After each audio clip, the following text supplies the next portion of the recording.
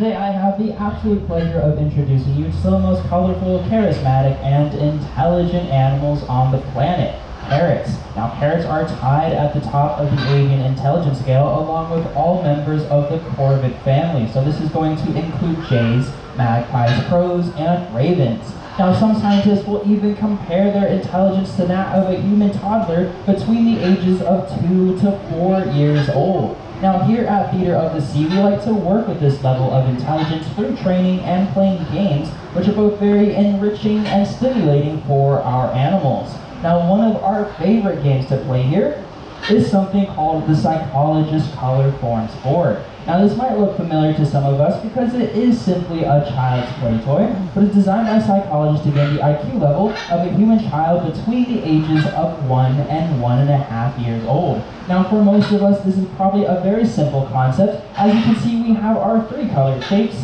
and their corresponding places to which they belong. But for this game, I'll obviously need a bird to demonstrate. So we're gonna see if Clover over here wants to show us. How about it, buddy?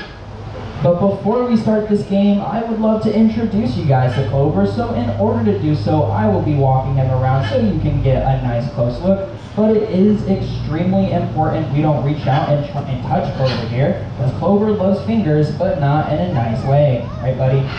Now Clover here is our 42-year-old Verde macaw. He is currently the oldest bird here in the park. And yes, 42 might sound, it's pretty old for most animals, and it probably is. We'll get into that a bit later. Parrots can live to be much older. Now I would love to share with you where you can find the species of macaw in the wild, but unfortunately I cannot. Now this is not because they're extinct or anything unfortunate like that. Clover here is a hybrid, and hybridization is incredibly rare if it occurs at all in the wild. But in domestic breeding situations, choices of mates are a lot more limited, so hybrids do occur more often.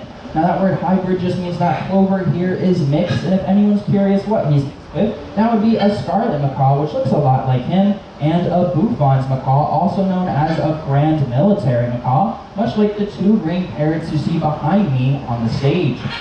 Now I do have a little secret to share with you guys about Clover here. He, as well as all the other birds, all think they're the star of the show. So if at any point you guys want to clap, stomp, cheer, do a backflip if you can, anything to let these guys know they're doing a great job, they all appreciate that a lot. Now, look at that, Clover, we didn't even do anything yet.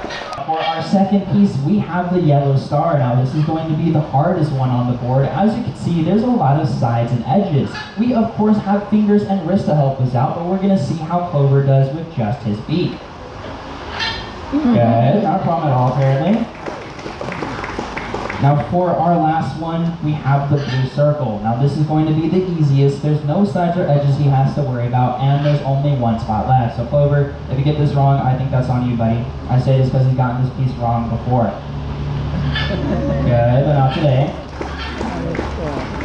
Alright, so I know what you guys are thinking. That was a bit easy, right? But like I said, that was just a warm-up round. So now we're going to try and make it a bit more difficult. So in order to do this, we're going to shuffle the 3 pieces, put them in a random order, and then we're going to leave them all out on the table at the same time, and Clover can pick and choose which one he starts with. Now it is only 3 pieces here, so I don't think they're going to get any more shuffle than this. How about it, buddy? You want to give it a shot?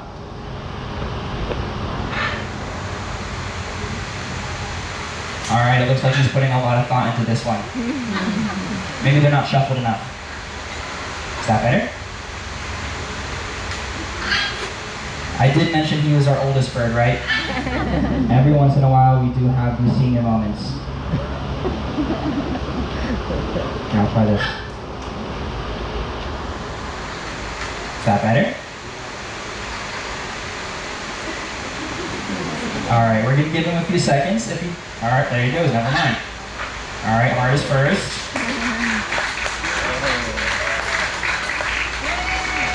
Good job, Clover.